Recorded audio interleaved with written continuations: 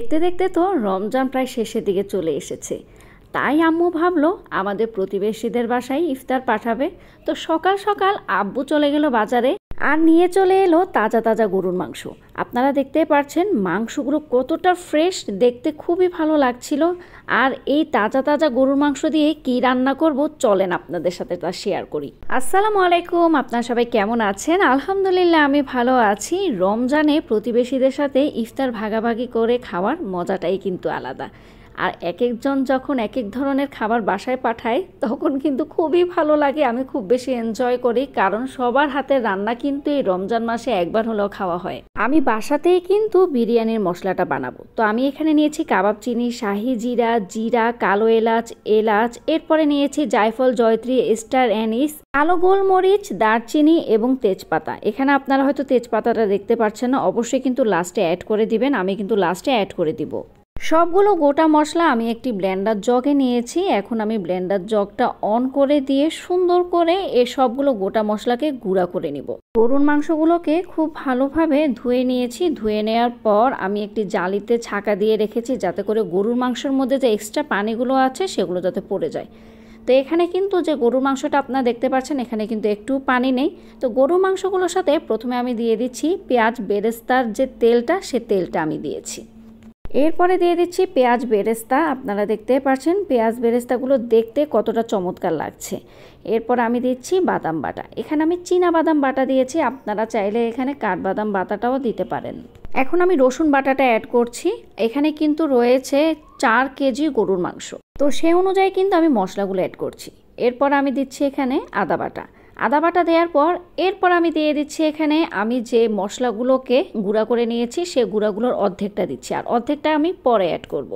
এরপর দিয়ে দিচ্ছি ধনিয়া গুঁড়া দেওয়ার পর আমি দিয়ে দিব এখানে মরিচের গুঁড়াটা আপনাদের পছন্দ অনুযায়ী আপনারা দিবেন। যেহেতু বিরিয়ানিটা একটু মিষ্টি মিষ্টি হয়, তাই আমি ঝালের পরিমাণটা একটু কমিয়ে দিয়েছি। এরপর আমি এখানে দিচ্ছি টক দইটা যেহেতু ফ্রিজের ছিল সেজন্য একটু ছাড়া ভাব ছিল। আপনারা চাইলে কিন্তু একদম তাজা টক দইটাও ইউজ করতে পারেন।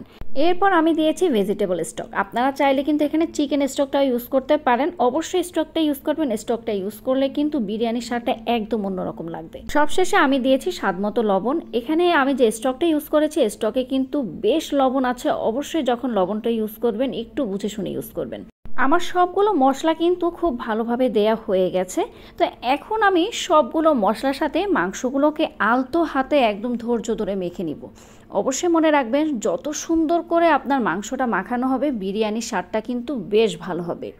মাংসগুলোকে মাখানোর পর অবশ্যই কিন্তু 3 থেকে 4 ঘন্টা ম্যারিনেট করবেন, তাহলে দেখবেন মাংসটা খুব জুসি হবে এবং মাংসটা কিন্তু তাড়াতাড়ি সেদ্ধ হবে, যেহেতু এটা ফ্রিজের মাংস না, একদম তাজা মাংস।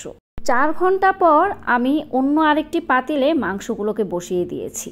আমি কিন্তু কোনো ধরনের তেল এবং পেঁয়াজ এখানে ইউজ করিনি।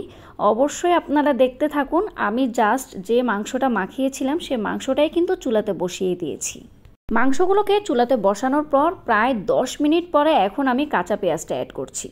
এরপরে অ্যাড করছি এখানে টমেটো সস। অবশ্যই এখানে টমেটো সসটা ইউজ করার চেষ্টা করবেন।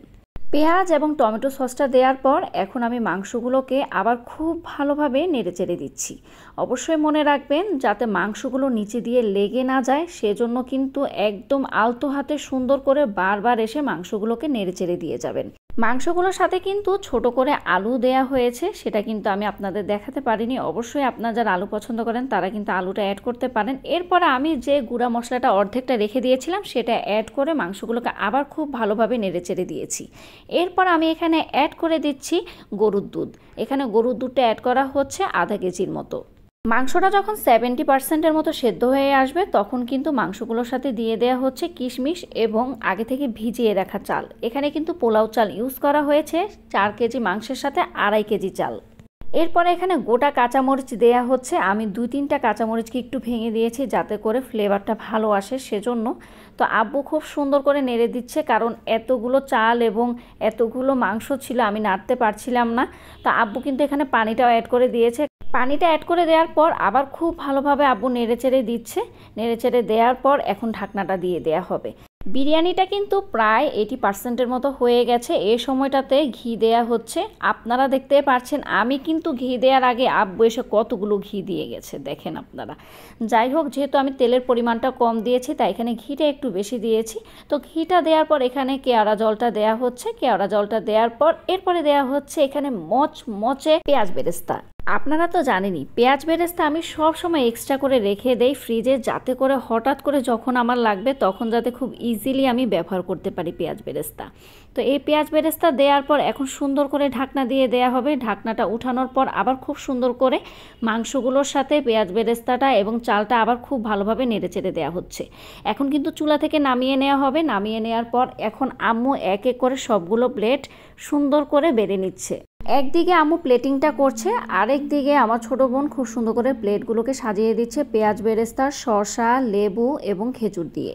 খুব বেশি ভালো লাগছে, কারণ এত কষ্টের পর যখন দেখলাম না বিরিয়ানিগুলো দেখতে ভালোই লাগছে, ইনশাল্লাহ খেতে ভালোই হবে।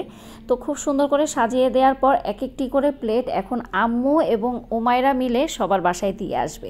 ওমায়রা তো খুব বেশি এক্সাইটেড যে সবার বাসায় গিয়ে ওই ইফতারি দিয়ে আসবে। একদম ঘুম থেকে তাড়াতাড়ি উঠে গেছে, এখন সবার বাসায় যাচ্ছে আম্মুর সাথে, গিয়ে এখন সুন্দর করে ইফতারগুলো বিতরণ করছিল। এইখানে প্লেটিং করা হয়েছে আমাদের অ্যাপার্টমেন্টের দারোয়ানদের জন্য।